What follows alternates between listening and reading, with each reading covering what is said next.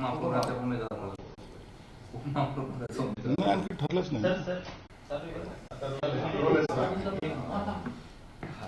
मला माझी यादी शोधेपर्यंत झालं का विचारू का? जिल्हा परिषदेसाठी उद्या मतदान होणार आहे. सगळेच पक्ष आपापली ताकद दाखवण्याचा विचार करताय. काय सांगाल, काय चित्र दिसतंय जिल्हा परिषद? जिल्हा परिषदेमध्ये शिवसेनेने पूर्ण ताकदीनिशी ही निवडणूक लढवलेली आहे. परंतु मला वाटतं उद्या जे काही मतदान होईल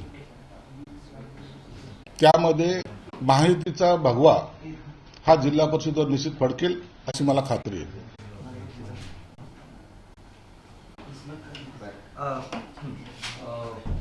बीट्स हॉटेलच्या प्रकरणामध्ये नव्यानं समिती नेमलेली आहे आणि आता विभागीय आयुक्त या सगळ्या प्रकरणाची चौकशी करतात. जिल्हाधिकारी समिती चौकशी 8 जणांची समिती आहे. समिती नेमली काही गैर नाही आहे.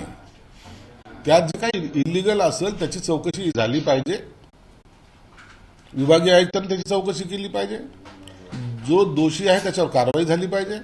म्हणून मला त्याच्याबद्दल कोणतीही हे नाही. चौकशी समितीने त्यांचं काम करावं आणि योग्य तो निर्णय त्याच्यात घेतला पाहिजे. अशा प्रकारे जर त्यात काही चुकीचं घडलं असेल तर ते सर्वांसमोर येईल पण, आणि जो दोषी असेल त्याच्यावर कारवाई होईल. तुमच्या पक्षाचे नेते रामदास कदमांनी एक आरोप केला.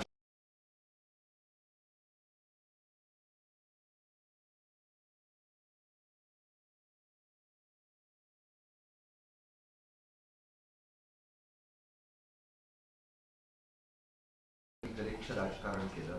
शरद पवार यांना शह देण्यासाठी सुनील तटकरे यांनी वहिनींना शपथ घ्यायला लावली. रामदास कदमांचं म्हणणं. आता त्यावर वारंवार भाष्य करणं मला वाटतं योग्य नाही. जो काही अजितदादाच्या जाण्यानंतर जो काही प्रकार घडलेला आहे हा महाराष्ट्राने पाहिलेला आहे. म्हणून आता वारंवार त्या गोष्टीला छेडणे म्हणजे दादाचं जाण्याचं दुःख कमी आणि इतर बाबीवर लक्ष जास्त असा एकंदरीत प्रकार होत चालला आहे. म्हणून आम्ही आता त्याच्यावर भाष्य करणारच नाही. सर, याला लागून एक प्रश्न आहे. भास्कर जाधवांनी जे ते रामदास कदम यांच्यावर टीका केली, रामदास कदम बाहेर आहे तर मांजर आहे असं म्हणतात. ते भास्कर जाधव आणि रामदास भाईचं प्रेम सगळ्या महाराष्ट्राला माहिती. त्या प्रेमाखातर एकमेकावर असे वाक्यप्रचार होत असतात. त्याची दखल कोणी घेत नाही. निधी मिळणार हा विचार करून मतदान करा. नितेश राणेंचं सभेत वक्तव्य. निधी देण्याचे सगळे अधिकार मुख्यमंत्र्यांकडे आहे, विसरू नका. नितेश राणे. पण निधी देण्याचा अधिकार तर मुख्यमंत्र्याचा आहेच.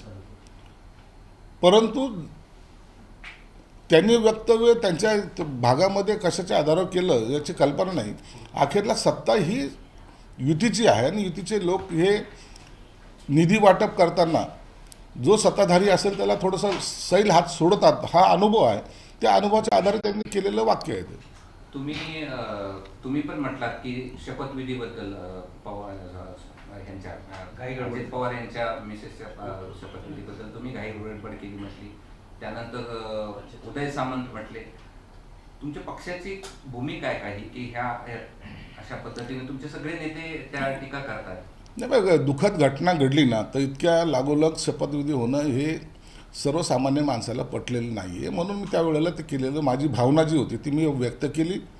त्यात काही कुणाचा गैरसमज होत असेल तर त्याबद्दल मला काही देणे घेणे नाही. परंतु जनभावना ज्याला म्हणतात ती मांडायचा आम्ही प्रयत्न करतो. याला जोडून एक प्रश्न आहे. अजित पवारांचा जो अपघात झालाय त्याच्यात आता सीआयडी देखील इन्व्हॉल्व झाली आहे, चौकशी करते. आणि त्या दिवशीचा बारामतीचा जो संपूर्ण दौरा होता त्या दौऱ्याची चौकशी अजित पवारांचे जे खासगी सचिव आहेत त्यांची चौकशी आता सुरू झाली. त्या पूर्ण दौऱ्याचीच सीआयडी त्यात इन्व्हॉल्व झालेली आहे.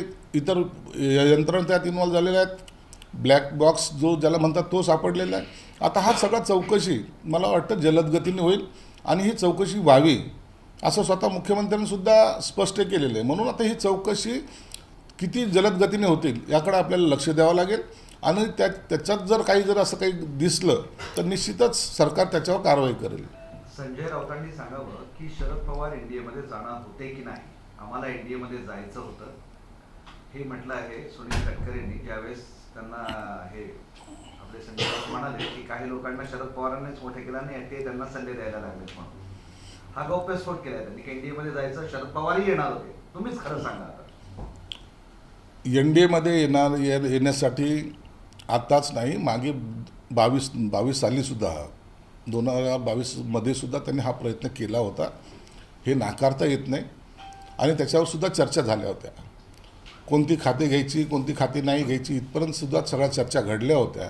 हे त्या काळाचं असलेलं गणित होतं. परंतु आता ह्या मधल्या काळामध्ये त्यांच्या चर्चा झाल्यात की नाही झाल्या तर कशाच्या आधारावर झाल्यात याबाबतचं आणखीन जोपर्यंत स्पष्टीकरण शरद पवार साहेबाकडून येत नाही तोपर्यंत त्याच्यावर भाष्य करणं मला वाटतं उचित नाही. संभाजीनगर महानगरपालिकेमध्ये आज अर्ज भरायची शेवटची तारीख आहे. शिवसेना सत्तेत असेल की शिवसेनेची भूमिका काय आहे? उपमहापौर पद मिळणार आहे, जसं तुम्ही मुंबईमध्ये सत्तेचा वाटा दिला तसं इथं तुम्हाला मिळणार आहे का, आणि तुमची अपेक्षा काय? या ठिकाणी भाजपचे बहुसंख्य नगरसेवक निवडून आले. महापौर भाजपचा होईल. उपमहापौराबद्दल जे वारंवार शंका व्यक्त होते, परंतु आता उपमहापौर हा शिवसेनेचा होईल आणि त्याबद्दलची चर्चा ही काही वेळानंतर स्थानिक अतुल सावे आहेत, आमचे पारकर आहेत, त्यांच्यात ती होईल आणि त्याच्यानंतर वरिष्ठ पातळीहून त्याच्या नावाची घोषणा होईल. दादाच्या निधनानंतर शरद पवार आणि दादाच्या कुटुंबियांच्या भेटी वाढल्या. 4 फेब्रुवारीला 3 बैठका झाल्या आणि या भेटीमागे 2 एप्रिलचे कनेक्शन काय, असा सवाल उपस्थित केला. हे बघा, आता ह्या सगळ्या भेटी होणं साहजिक आहे. एक दुःखद घटना त्या कुटुंबात घडलेली आहे. हे कुटुंब नेहमीच एकत्र येत असतात. दिवाळीच्या टायमाला एकत्र येत असतात, तसं दुःखाच्या टायमाला एकत्र आलं तर त्याच्यावर वाद होण्याचं काही कारण नाही आहेत. आणि त्यांनी दोघांनीही स्पष्ट केलं की आमचं त्या ठिकाणी कोणत्याही राजकारणावर चर्चा झालेली नाही. तर ही कौटुंबिक भेट आहे. कौटुंबिक भेटीमध्ये अजितदादाचा पुतळा कुठं असावा, काय असावा, या बाबतीतच चर्चा झाली. म्हणून आता याच्यावर आपण शंका उपस्थित करणं मला वाटतं ते योग्य पण नाही. मात्र रोहित पवार असं म्हणतात की विमानात काय घडलं हे 9 तारखेनंतर सांगा. मग जर रोहित पवारकडे काही असेल त्या आधारावर तो बोलत असेल तर 9 तारखेपर्यंत आपण वाट पाहिली पाहिजे. अंजली दमन यांनी या सगळ्या संदर्भात आरोप केले आहेत की पार्थ पवार, त्यानंतर दुसऱ्याकडे तटकरे आणि प्रफुल्ल पटेल यांनी हा घातपात घडवून आणला. त्यांच्याकडे काही माहिती असेल त्यांनी खऱ्या अर्थानं पोलिसांना द्यावी. परंतु अशा प्रकारे त्यांनी जो काही आरोप केलेला आहे निश्चित तो गांभीर्याने सरकारही घेतं आणि त्याच्यामध्ये काही तथ्य असेल तर ते तपासतं सुद्धा. म्हणून मुख्यमंत्री साहेब याची दखल घेतील आणि त्याचे तपासही त्या दिशेने करतील. कायदेशीर प्रक्रियेनुसार अंजली दमनिया यांच्यावर कायदेशीर कारवाई करण्याच्या तयारीत देखील राष्ट्रवादी आहे, या वक्तव्यावरून जे आरोप त्यांनी केले. आता हे आरोप प्रत्यारोप होतील. जर बिनबुडाचे आरोप केले तर प्रत्येकाला अधिकार आहे त्यांच्या विरोधात बोलायचा, म्हणून ते बोलतीलही. म्हणून त्यांनी काही वेगळं काही असं काही मांडलेलं नाही. जर पुरावे असतील तर त्यांनी दिले पाहिजे, नसता मग ते कायदेशीर कारवाईला समोर गेलं पाहिजे. पुणे विद्यापीठाने एक निर्णय घेतलाय, कुंभमेळ्यात योगदान देणाऱ्या विद्यार्थ्यांना ते मार्क्स देणार आहे, म्हणजे श्रेयांक म्हणतात त्याला, ते देणार आहे. यावर आता अशा पद्धतीनं प्रश्न विचारला जातो की शिक्षणाचं धार्मिकीकरण करण्याचा प्रयत्न का करताय, आणि मग जर असं असेल तर पंढरपूरची वारी आणि चैत्यभूमी इथे जी मुलं योगदान देतात त्यांनाही मार्क देणार नाही. मुळामध्ये अशा प्रकारचं मार्क देणं हे माझ्या मते तरी योग्य नाही आहे. धार्मिक कोणताही उत्सव असो किंवा धार्मिक कोणताही जाती धर्माचा असा मोठा सण असो त्याच्यामध्ये सहभाग घेतल्यानंतर मार्क देणं मला वाटतं शिक्षण क्षेत्रासाठी योग्य नाही. नाना पटोले असं म्हणतात की विधानसभा अधिवेशनात पार्थ पवार प्रकरणात सरकारला जाब विचारणार. विधानसभा अधिवेशनात पार्थ पवार प्रकरणात सरकारला जाब विचारणार असं नाना पटोले म्हणतात. अधिवेशन चालू होईल त्या टायमाला सगळं जाब विचारतील. त्यांचा तो अधिकार आहे लोकशाहीमध्ये दिलेला, आणि त्याचं काय घडामोडी झालं त्याचं स्पष्टीकरण सरकारही देईल. म्हणून त्यांनी विचारण्यापूर्वी सरकारकडे त्याचे उत्तरं असतील. मुंबई महानगरपालिकेत महापौर निवड प्रक्रियेपूर्वीच आज भाजपचे जे सगळे विजयी उमेदवार आहेत जे त्या ठिकाणी पक्ष कार्यालयात आलेले आहेत आणि मराठमोळ्या पद्धतीने तो संपूर्ण इव्हेंट आज त्या ठिकाणी होतो आहे. काय झालं? जो मराठमोळा सगळं मराठमोळ्या देशामध्ये आज ते महानगर पहिला महापौर बनतोय. मराठी बाणा जपण्याचा भाजपने तो प्रयत्न केलेला आहे. चांगली गोष्ट आहे. मराठी माणूस पुन्हा आपल्या चांगल्या उत्सवाच्या वातावरणामध्ये तिथं जातोय, ही मला वाटतं ही आनंदाची बाब आहे. थँक्यू.